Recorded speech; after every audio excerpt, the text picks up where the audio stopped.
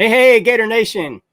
Welcome back to Respect Our Decision, episode 42. As always, I'm your boy Hirsch, and with me, CJ the Man McCann. What's up, guys? And the hype man Wes is off tonight, man. He's coaching his kids' final games in baseball, dad of the year.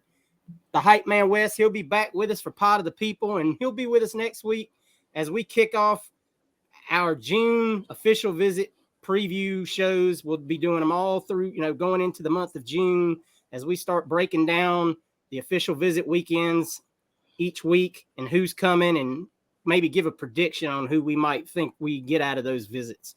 So that'll be starting next week. We'll preview that big recruiting weekend of June 2nd when DJ Lagway, Jeremiah Smith, and company will be in town. So make sure y'all don't miss that episode.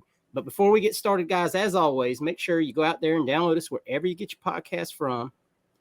And if you haven't already, check us out on our YouTube channel. And while you're there, if you haven't, go ahead and subscribe to the channel, guys. Y'all have been killing it on the subscriptions. Y'all been killing it on liking the videos and leaving comments, guys. We appreciate you so much.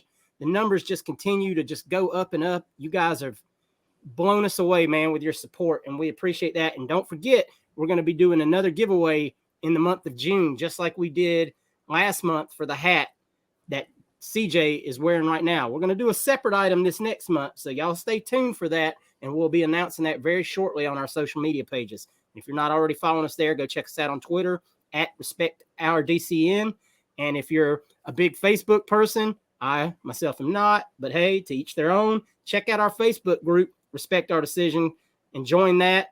Wes runs that thing like, it's just a great group. A lot of guys contributing. We appreciate everyone that does. So, guys, as always, before we get, any further, also make sure you check out our good friends at Alma Mater and all the great merchandise that Alma Mater's got. They're adding new merchandise all the time.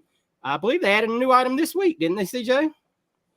Yes, they did. They did add a brand new item this week. They added oh, wow. I thought I'd be better prepared for this. They added. I forgot what it was. God almighty. I believe, I know they added the Jack Tawny t-shirts. They still have those over there. I believe they have them in blue and black. They have the Jersey program. I know what it was. It's the Scared Money Don't Make Money t-shirt. That's right. The Scared Money Don't Make Money t-shirt. I can't believe I but yeah, Scared Money Don't Make Money t-shirt. We're going to be talking about a little scared money and making money here in a minute. But yeah, so check our description in the YouTube video, and we'll have a link for that new Scared Money Don't Make Money t-shirt, because that's going to be kind of a little game we're going to play here tonight on this episode. Not a whole lot of recruiting info right now, guys, because these official visits kick off first weekend of June, like we said, and we're going to be really deep diving into those starting next week. One small piece of information that broke today, Georgia got a commitment from the number one tight end in the country, Jaden Riddell. And you might be saying, Hirsch, why do I care that Georgia got another number one player? Well, the only reason I bring it up is it does directly affect the Gators in some way. One recruit in particular is tight end Amir Jackson out of Portal, Georgia, that we were recruiting and going against Georgia for. This helps us a great deal, kind of puts us in the driver's seat. Some of you, if you're out there on on Twitter and whatnot, may have seen that Corey Bender of On 3 logged a prediction for the Gators now to get Amir. So it also helps us with tight end Walter Matthews in the state of Georgia. Another guy that Georgia may have fallen back to if they had missed out on this young man. So right now that recruitment looks like it's down to us and USC. That's USC West, not East. So if priority matters, we could be in a good position here. It really looks like we're looking to try to take 2 tight ends in this class. So, hey, we can go out there and get 2 really good 4-star, highly recruited tight ends. Hey, that's great. Good job there, Coach, getting it done. So, guys, what we're going to do tonight is we've composed a few questions, and we're going to play a little game of scared money or cash money.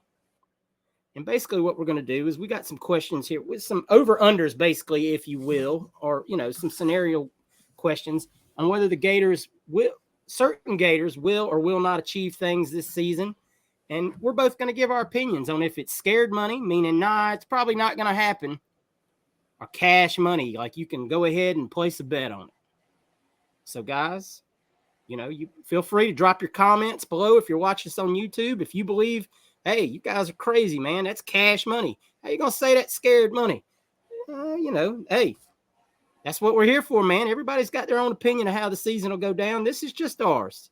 So don't get offended if Hirsch says something, and you're like, Hirsch, you're delusional. How could you possibly say that? Delusional Hirsch. Hey, man, it's just my opinion. Don't get bent out of shape. It's cool. Delusional. I hardly knew her. I respect y'all's opinion, man. Hey, I like the Sunshine Pumpers. I'm just kind of steady, man. I'm an older dude now. I've my Sunshine Pumping years are behind me. Pause. All right. The first topic on the list. We got to talk about Murder Mertz, man. That's going to be our first one. Graham Mertz will throw for 2,500 plus yards in 2023. CJ, scared money or cash money? He threw for 2,100, a little over 2,100 last year. I'm going to take cash money on this one. I think he's going to get there. I don't think it's going to be much over 2,500. It's probably going to be like 2,540 yards or something like that. But I'm cash money on this one. He got close last year in an offense that was from the prehistoric times. So maybe this year, with the running game being a little stronger, giving him some more weapons to work with, I think he could do it. I think he can get in that 2,700 yard threshold. I'm going with cash money on this too, man. I'm gonna say upwards of 2,800 yards. I think he's got some really good weapons. I really do. You're going to see some freshmen emerging. You're not going to see Xavier Henderson catching screen passes and getting 2 yards. I think you're going to see Graham be a little more effective on the slant patterns that we missed last year. And I think you'll see the running backs have some receiving yards this year as well. And if the tight end position contributes, I mean, you're just, the number could just go up. Now, I know a lot of people are not big on Graham Mertz, and I get that. And that's fine. But he is an experienced quarterback. He knows the offense now. He's, and we've provided him some weapons that he has not had in his career. So I'm going to go upwards of 2,800 yards on the season, cash money, put it in the bank.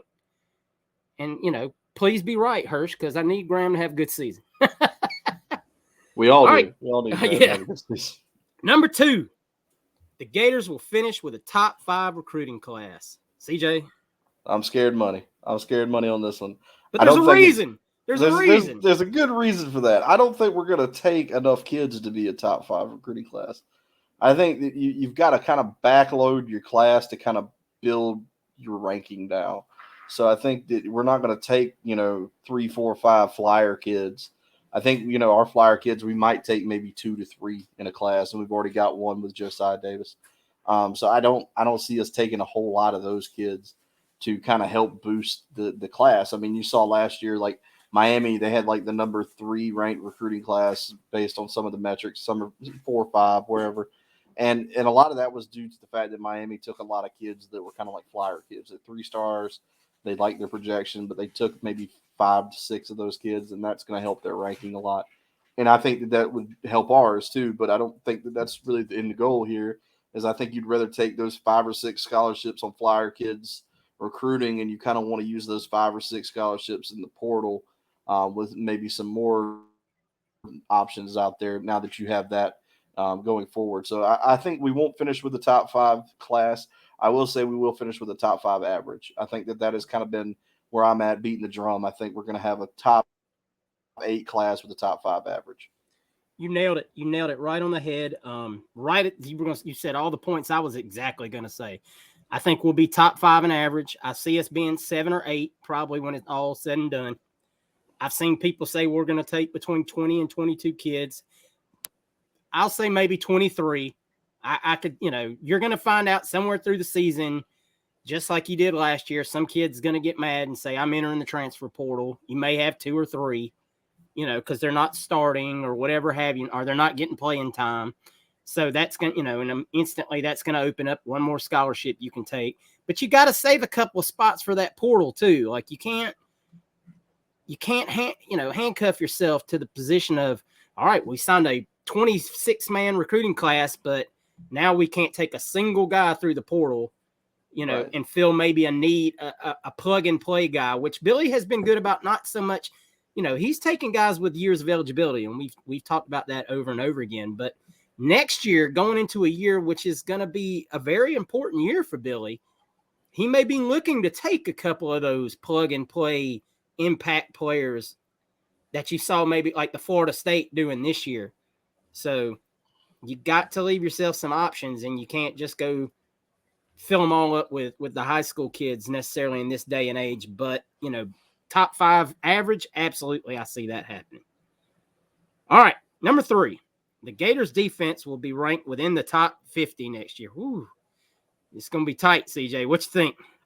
I'm scared money on this one. I don't think we'll take that big of a jump. I would love to see that. I think if we could get in the 70s, that's a big jump for me. That's almost like, that's 70 spots better than where we were last year. I would like to be there. Maybe we can. I mean, we've got talented kids on that side of the ball. They're just really young. I think that's going to be what holds us back. I don't think we're going to play as many high-powered offenses this year as we did last year either. There's some guys that are taking steps back. I don't know if Tennessee is going to be as high-powered, depending on how Rising looks in the opener against Utah. I don't know how good they're going to be losing a star running back and their best tight end. That's going to take them down a little bit. Kentucky doesn't seem like a team that jumps off the page, but I think we will take a step forward in the defensive mindset. I think that our ranking is going to go up, but I don't think we're going to be in the top 50 in the country. Hirsch is going to go ahead and just cash money, baby. I believe in Austin Armstrong. I believe in this defense. I believe this defense is been well coached now for 2 years. Let me reset that a little bit. I believe this defense has been coached proper technique and responsibility good for 2 seasons now, unlike what they were getting under the previous regime here. I believe you're going to see a much better tackling team all the way around. I believe with Coach Raymond in charge of the whole secondary, I think some of the coverage confusions and, calls we saw last year are going to be fixed. I believe we've plugged the positions. The defensive tackle position to me is going to be night and day over what we saw last year with young talent, young guys brought in, the transfer portal. Word came out this week that Kelby Collins looks like a absolute grizzled veteran stud, whatever, term you want to come up with, that the staff is just blown away by Kelby Collins. A healthy Devin Moore. I mean, there's the possibilities for this defense could be a lot better than people think about. And then, of course, what CJ just said, a lot of our teams we're playing are replacing people. No Will Levis, regardless of how bad you thought Will Levis was at football. Rising even if Rising plays, he's not going to be, I wouldn't imagine he's going to be very mobile in that first game. So he's going to be very limited. I don't know, man. I think this defense could take a seismic step forward this year.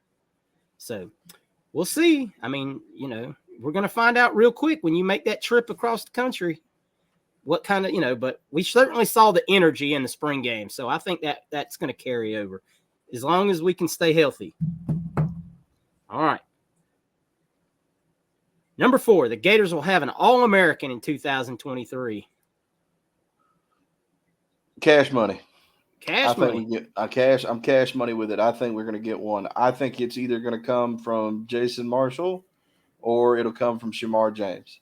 I think Shamar James has got all the potential in the world to be an All-American. I know that's high praise, but the kid, he did not look like a freshman last year.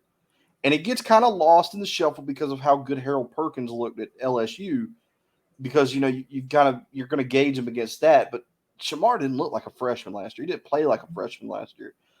The guy has a chance to take a tremendous step forward. I think he could totally end up being an All-American for this football team. So I'm going cash money on it. I think we get one. I think he can do it. I think him or Jason Marshall could do it, or maybe somebody surprises you on the offensive line like Mazuka. if he can come back healthy and have another great year, kind of what Torrance did. Yeah, I want to believe, but I'm going to go scared money on this one. I don't think they're quite there yet. I'd love to see Marshall. I think Marshall has the biggest potential of anyone. If the defense doesn't look as good as what I was just alluding to, hoping they look like, I think any guy on defense will get slighted because of the defense as a whole.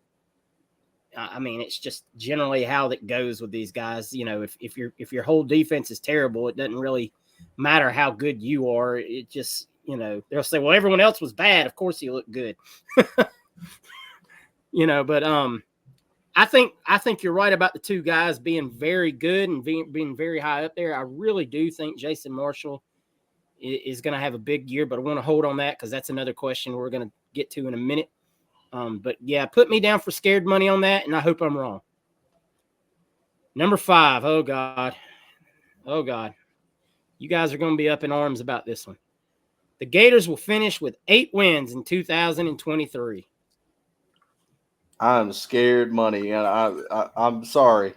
I have been beating the drum that this is a 6-win team, 7-win team, 8. I dance. I dance at Billy Napier next wedding if they get 8 wins, because it's a tough schedule and you've got a lot of young kids on this team. I hope they prove me wrong. Man, I could see this team going from anywhere from 4-8 to 8-4. It's just there's a lot of unknowns out there. I think there's going to be a lot of good players. I think we're going to see the team in a better direction. I think the team will probably look better than it has the last 2 years with 6-win seasons. Even if they go 4-8 or 5-7, I think they'll look like they're more cohesive and they've got a better idea of what they're doing and which direction they're going. But it's just like at some point, you can't match up, right? It's all about matchups, and I'm afraid with all the freshmen on the team, they're still going to make freshman mistakes. I think a lot of those guys are going to get a lot of playing time. I think they're probably going to be the best players on the team, but I think that you're still looking at a lot of guys who have a lot to learn. So I'm scared money on that one. I think 6 or 7 wins is probably right where I'm at on a good note, but I could totally see the 4 or the 5 wins, unfortunately. I'm scared money, but warming up. I'm still I was at 6 wins. Now I'm kind of thinking 7. I'm really starting to psych myself into 7, and my mind can be persuaded with the right push to maybe get to 8. But right now, you haven't got me there yet. I'm gonna have to see some more in the fall. We still got some.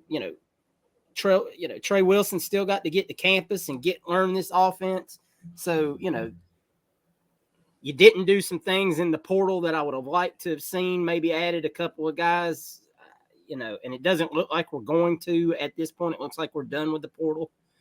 Got to see Mazuka come back healthy. I mean, there's a lot of ifs right now, and until some of those ifs are answered one way or another, I'm gonna say scared money, and I'm gonna be right there at that 6 to 7 wins myself. But like I said, my vote can be persuaded with some things go the right way here before the season starts. Closer to we get to the season, the more excited we'll get. Yeah, the more the needle might move. If Wes was here, I'm gonna answer for Wes. Wes would be cash money, 9 wins. Can't tell me no. No, we 12-0. That's Wes. Yeah. We 12-0. That's where the hype man says we're 12-0 until we lose, baby. All right. Number 6, Montrell Johnson will finish with 1,000 plus rushing yards. Cash money. I think that he's going to be a back that's going to be leaned on. I think he's going to be a 20 to 30 carry back in a game. I think that you're going to see Trevor Etienne used maybe more of a 10 rushes to 10 receptions kind of player. Please. I think he's going to. I think you're going to see him get more catches out of the backfield this year. So I don't think he'll get to 1,000 rushing yards. I think he'll get to 1,000 all-purpose yards. But I'm fully convinced that Montrell Johnson is going to have 1,000-yard season, just because I feel like the sheer amount of carries he's going to get, they're going to warrant themselves to being 1,000-yard back. And he's a great player. On top of that, I mean, the guy's auditioning for the NFL this year. I don't think he's going to stick around if he has that kind of season either. I think he's going to be a guy who's going to leave and, he's going to go make the money, and you can't be mad at him. He's a hell of a player. Yeah, I agree with everything you said, but I'm scared money. And I'm going to say it for there's one reason I'm scared money on this prediction, and his name is Cam Carroll. I think Cam Carroll is going to take some carries from both guys because he can and he's capable. Definitely. And I don't think he would have come here without a promise of, hey, you're going to get some carries. We're not going to leave you out in the cold. It's your last year to make an impression. You're not going to come here and get 30, 40 carries on the season and just when we need you. I think Cam Carroll is going to get that 6, 7, 8 carries a game, depending on the game and the situations, obviously. And that'll be just enough to take away from Montrell. But, hey, the good news is Montrell will have tread on the tires, just like Dameon Pierce did going into the pros. He's got the film put together after this season, like CJ said. He'll have enough. Everything Montrell Johnson will be on film after this season. So, in the running back world, your shelf life is short. So use it when you got it. And I think that's what's going to happen. But I also, like I said, I think Cam Carroll takes just enough away to keep him under 1,000. And that's a good thing. All right, number 7. And we just were alluding to this, and this is why I wanted to stop before we went too far with it. Jason Marshall will be an all-conference player. Cash money. I mean, again, I said he was going to be an All-American, so you can't be an All-Conference. You can't be an All-American without being an All-Conference player. I think Jason Marshall definitely is going to have a chance to be an All-Conference player. He's a heck of a ball player. Guy, we don't talk enough about him because I feel like he does his job a lot. Kind of like what Kaiir Elam had fallen into. People were like, what's wrong with Kaiir? Where's the interceptions? People weren't throwing at him. And I don't think they're going to throw at Jason Marshall either.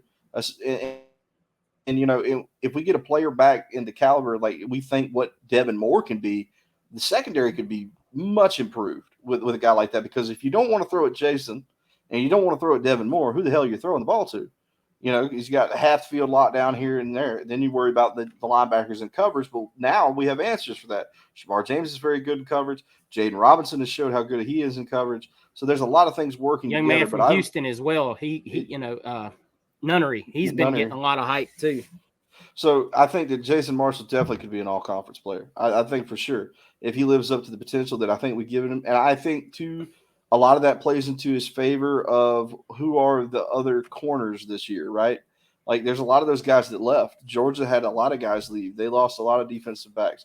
Alabama doesn't have a lot of defensive backs that are, standouts, that are big-time players. Yeah, so I think that there's a good chance that you're looking around the entire scope of things that he could probably be an all-conference player just by the sheer fact of who else are you going to put in that spot. Yeah, I'm cash money on this one. I think Jason Marshall is going to be the player that he is who we expected him to be. We're going to ring that bell this season. Why? It's his second year with Corey Raymond, and I think Corey Raymond is going to have that young man. I think Corey Raymond and that young man have probably been in the lab since last season saying, look, this is, hey, this year, don't do that. Maybe try this, technique working, everything. Hey, we're going to run to your strengths this year more than we did last year when everybody wasn't up to snuff to run the defense right. We are going to make you another one of my Corey Raymond speaking here, first round DBs. This is, I completely see that happening and Jason Marshall getting his due and his flowers this year. Absolutely. Number 8, Florida will have 5+ freshmen as full-time starters by the time we get to the bye week. Cash money. I sing the praises on the freshmen all the time. I think that we saw a taste last year where you saw about 3 of the freshmen come in and really just grab hold of starting spots. I think that you could have 3 of those guys take over starting roles just in the wide receiver room. And then you've got the other side of the football. I really, like I said, Dijon Johnson could be a guy that has starting potential. Sharif Denson, Jakeem Jackson, these guys coming. Jaden Robinson, I Jaden think, could end Robinson. up be a starting linebacker by the time we get to the bye week. I think you're going to see a ton of them. I'm cash money on this. I think you're going to see the freshmen get a big chunk of the playing time, and I would not be shocked if they grab these starting jobs. I'm going to go scared money, but not. Here's my thing: is I don't think Billy's going to start him. I think that he's just going to rotate them a lot, and they're going to get tons of playing time. But I don't think most of them are going to be starters. I think Andy Jean is going to be a starter. I don't think that's even a question. I think you could see Kelby Collins start some games. I think you could see maybe TJ Searcy start some games. There's definitely possibilities. Roderick Kearney could be starting at some point. I mean, just, or Najee Harris. One of those two, I'd almost bet starts a game this year at some point. I just don't see 5+ at one time. I think Billy's going to protect these guys a little more than that.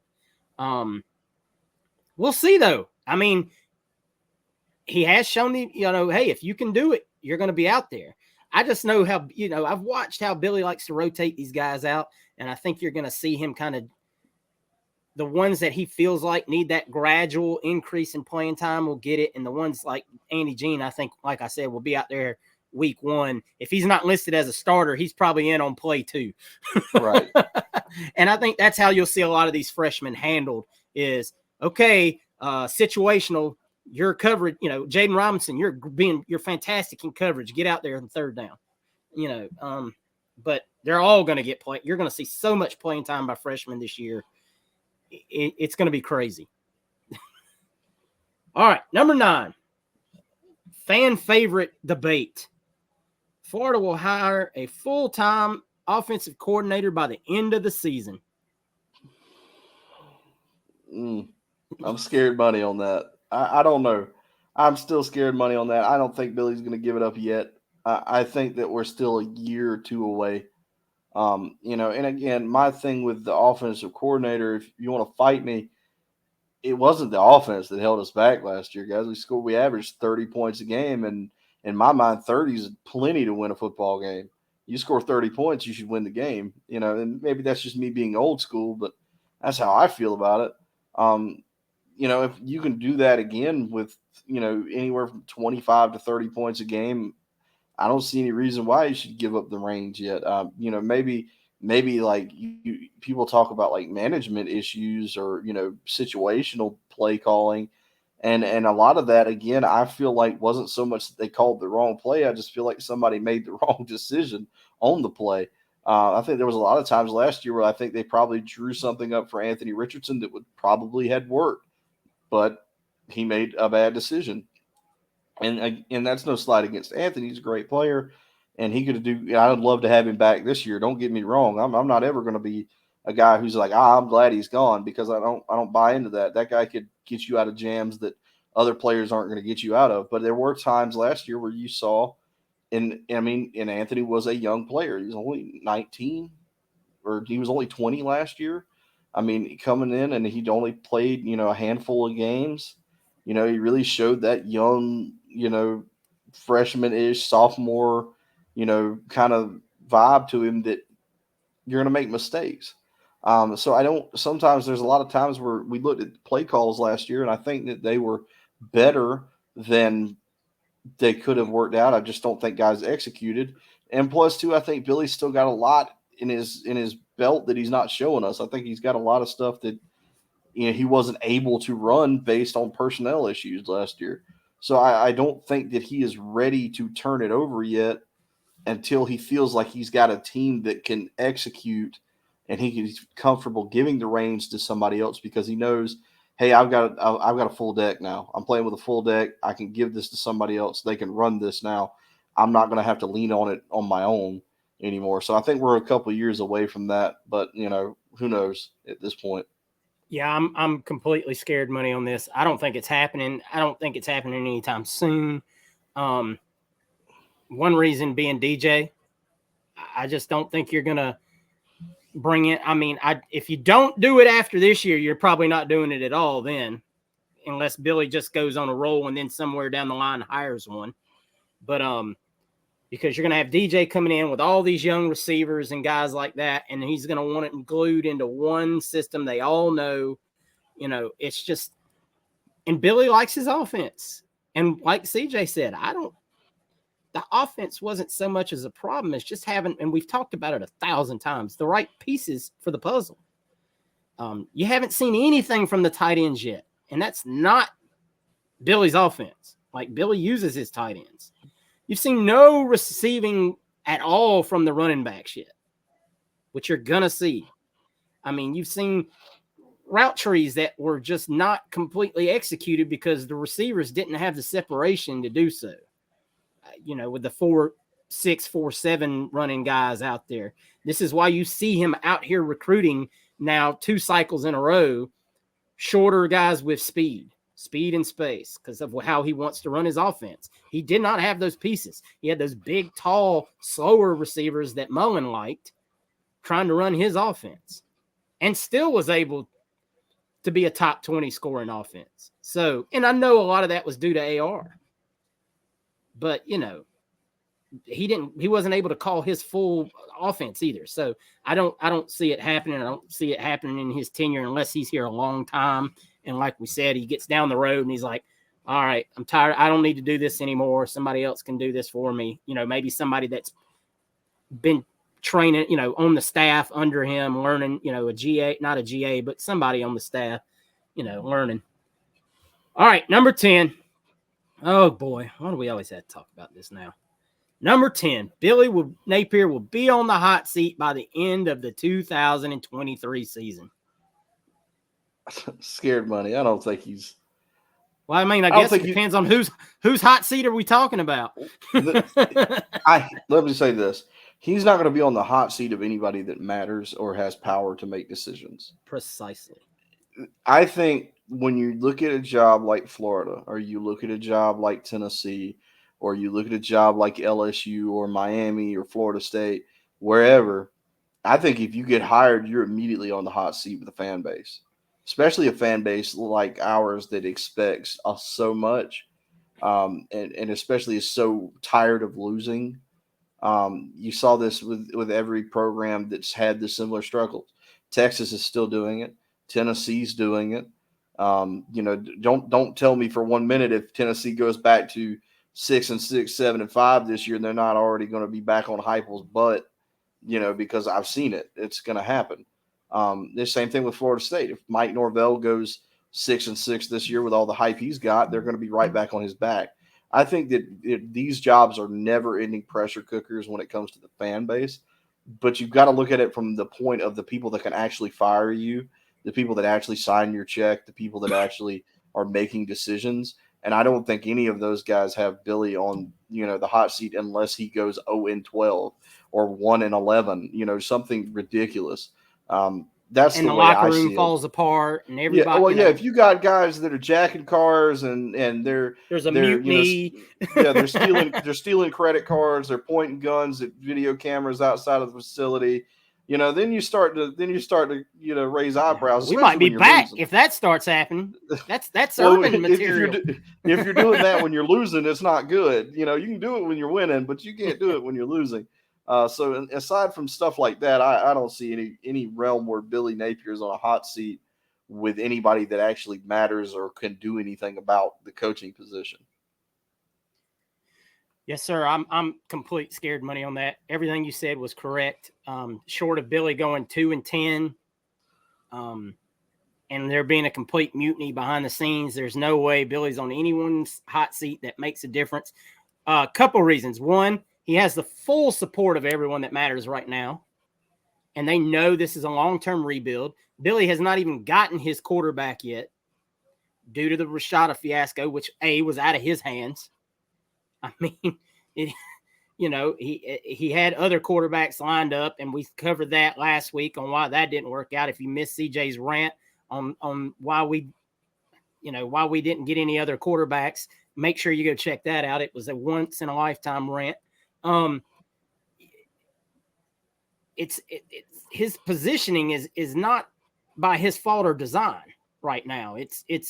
He was left a terrible situation, and he told the people that mattered, hey, this is what we have to do to fix it. We got to tear this sucker down and rebuild it. And if you want it to work for the long term, you got to build it like this, not mask it with a whole bunch of portal guys, and then hopefully the recruiting catches up. I mean, because you can argue, is Florida State's model correct? I don't think it is. I think it's going to bite them in the ass eventually. I mean, maybe they get enough wins in back-to-back seasons where their recruiting blows up. It could happen, absolutely. But it's a risk. Billy's building to be here 10, 15 years. And let's face it, Scott Strickland knows his job is tied to Billy Napier. So essentially, if he starts to say, hey, well, we got to fire Billy Napier, he's going to fire himself. Yeah. I mean, and that's what it is. And no AD's out there trying to fire himself. I promise you that. You don't get to hire 3 football coaches. You just don't. You just don't. So, Scott Strickland knows this. So he's going to try to do everything he can to keep Billy Napier here as long as he wants to be here too. So I know a lot of us don't like Scott Strickland. I'm one of them. Not a big fan at all. But for right now, he's the guy until somebody realizes maybe he's the problem, and then we'll go from there. But that's a whole different topic, a whole nother discussion. We'll cover that some other time when we're feeling like ranting about that subject again. So, guys, we hope you enjoyed this segment. We want to do something a little different, as before we really kickstart into the recruiting breakdowns, which are going to start next week as June is right around the corner, man. We got 3 solid weeks of official visits lined up, and then Friday Night Lights, of course, on June 23rd. Mark your calendars for that. We'll be doing a Friday Night Light special probably the Sunday after, if everything goes well and there's enough to talk about. There's been rumblings that Friday Night Lights is going to be a little different this year. No one really knows that yet for certain. I mean, there hasn't been anything. You haven't started to see kids say, hey, I'll be there for Friday Night Lights. That usually doesn't happen until like a week or so out.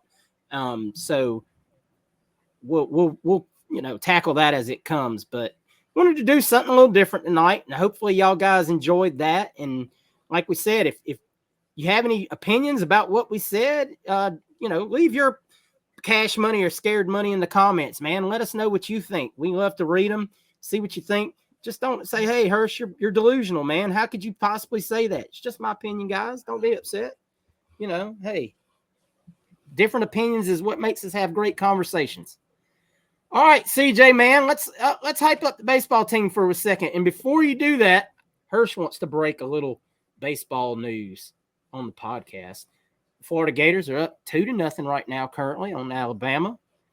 And Josh Riviera has just tied for the most home runs ever hit by a shortstop in Gator history. So big shout out to Josh for that accomplishment. Great season. Hirsch doesn't ever get to, bring the baseball news to the podcast. He just wanted to slip that in before CJ was able to and beat him to the punch for a change. CJ, take it away, man. And I'm just excited we get to put another number on the wall, another, you change the sign. That's a big deal. We're SEC champions. I don't give a crap you want to call us co-SEC champions. All I know is we got the number 1 seed in the tournament over Arkansas. So that seems like to me we're SEC champions. We're ranked higher than them. I'm going to celebrate it. I'm hyped about it. We needed a little help from Vandy last week. We got that help, though. It's a great feeling considering most people had canceled the season after the South Carolina series. I don't know if the Florida team had gotten the news, but no, we're having a great time. We're looking really good. We're number 2 in the country now behind Wake Forest, and those guys are just as, every bit as talented as any team in baseball right now.